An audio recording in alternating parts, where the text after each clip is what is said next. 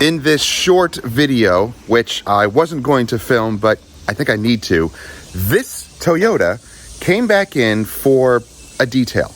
Now, it wasn't under our usual maintenance detail program because it's been a year now, pretty much to the date. This little Toyota hatchback was coated with the Shine Supply ceramic coating. So we're going to show you a quick wash process and how the coating is doing so far, after a year of us not seeing it at all. Now, we just foamed it with Koch Chemie Super Foam and rinsed it off. That was our pre-wash.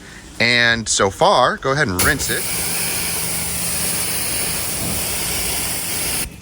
That's without any washing, just the pre-wash and just rinsing the paint. It looks incredible. So I don't know how the owner is taking care of this, but they are doing a really, really good job. So even the sides, let's just take a quick look around here. If you want to just spray the sides.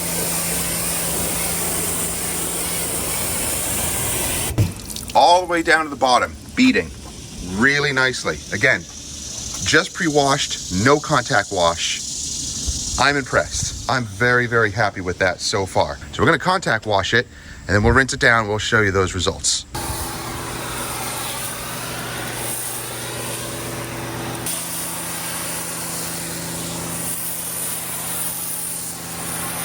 And this is what we're using for the shampoo. Now, why aren't we using the Shine Supply? Well, I forgot. I had to look up in the records just a few minutes ago to see what we put on this vehicle because I didn't remember at all. But we're going to be using this for the shampoo. There's Shampoo Plus. That's designed for ceramic coatings, and we're going to wash it with that.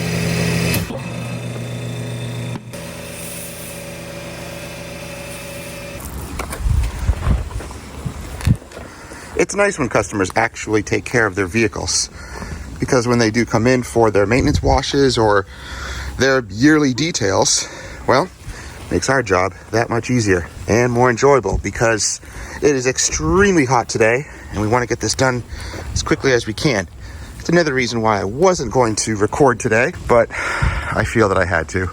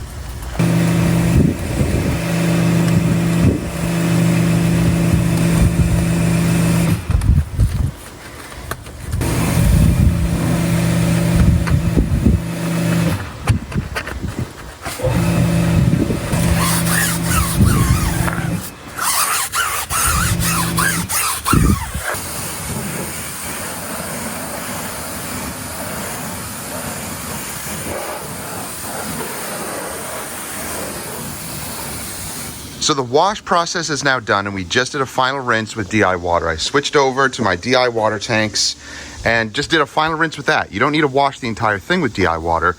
The final rinse is the most important. If you're in full sun and it's really hot out and things are drying fast, then just use DI water for the final rinse and really rinse everything pretty thoroughly. But you don't have to go overboard. You're only going to be using a few gallons, and really that's not too bad at all. So final rinse of DI water, and it looks incredible. Wheels definitely took a hit. They're not beating up like they should, but you know, that's to be expected. We haven't seen this thing in a year, but check out the paint. That looks awesome.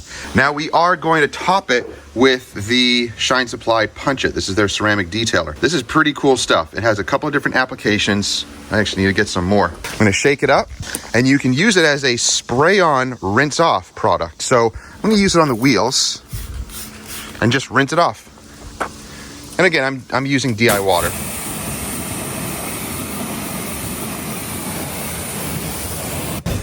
Instant beading.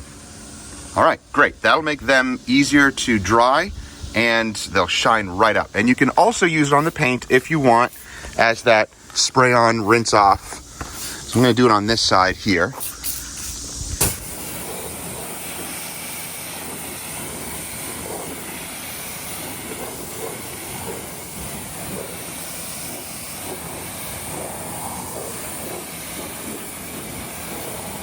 And again, that just intensifies the beading and just adds another layer. So I'm going to do that to all the wheels.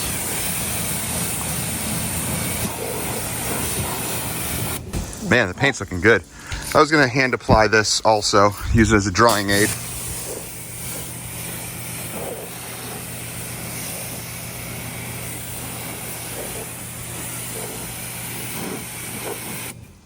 And the back area here also.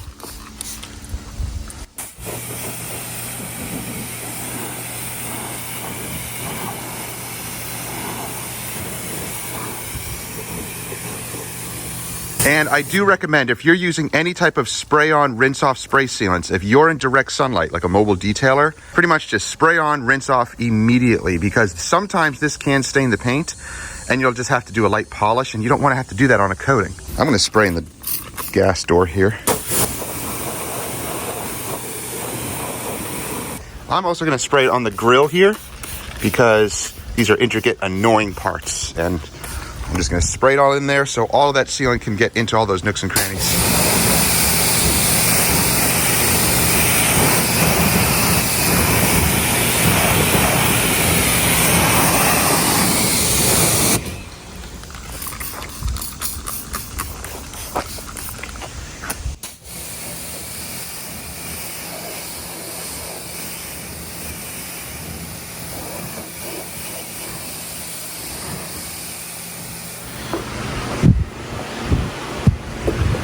Now, for added lubrication, I am going to spray down the towel also. And on the areas that I already sprayed and rinsed off, I'm not going to apply more, but this side, we didn't do that. So I'm going to apply it onto the paint or the towel and dry everything here. Wow, one swipe and it's pretty much dry. Now, I am going to see little imperfections in the paint here. I'm sure little bird droppings, and maybe bug droppings. And who knows what else. It's a black vehicle. Over time, things happen like that, and you really can't do much about it other than keep your car garaged all the time and don't drive it ever. It's a bit extreme. It is a bit extreme, but overall, I think the paint looks incredible. Wow. I love ceramic coatings. So I am going to spray it on the towel and do this side of the vehicle because I didn't spray it and rinse it on this side. And I'm going to get the majority of the paint dry like this first, and then blow dry all the cracks and crevices.